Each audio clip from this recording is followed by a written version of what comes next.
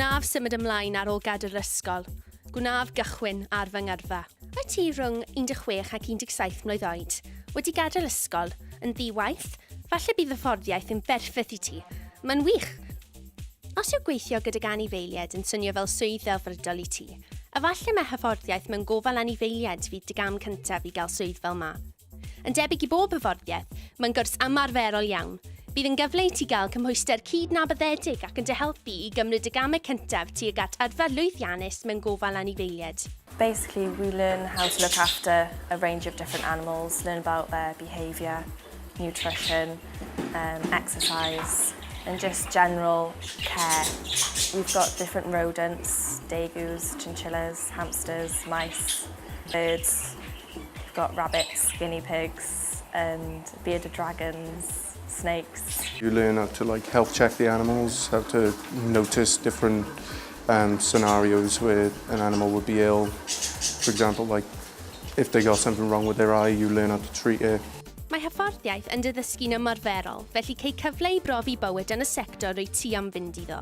Bydd yn dy helpu i ddod yn fwy hyderus, oherwydd wrth i ti ddysgu, byddwch chi'n dod yn fwy hyderus yn dy allu dy hun. When I started, I had no confidence at all. I had a lot of people pushing me to do it, and I'm glad they did now, because I never thought I'd be able to finish my qualification. Coming here, the tutors had a lot more expectations for me, rather than when I was in school, they were just like, you will never achieve anything. The traineeship has given me a step, a foot in the door. I'd say to anyone, just give it a shot, just apply, because it's brilliant. Mae hyfforddiaeth yn berffaith os y ti wedi gadael yr ysgol heb gwybod beth i'w wneud. Bydd yn rhoi amser i ti brofi gwahanol sgiliau ac yn agor drysau i ti. Dim ots os y ti eisiau parhau i ddysgu, symud ymlaen i'r coleg ar ôl hyfforddiaeth, gwneud prentisiaeth neu ganfod swydd. I would recommend it to anyone.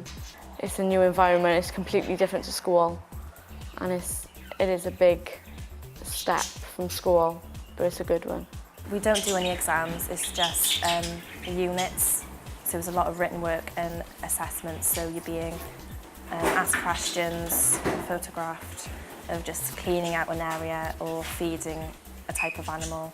After this course, I'm actually going into a job with horses, so I'm going in as a groom. I'm hoping to go into the mounted police in the future, and that's what I'm working up towards now and getting my experience in.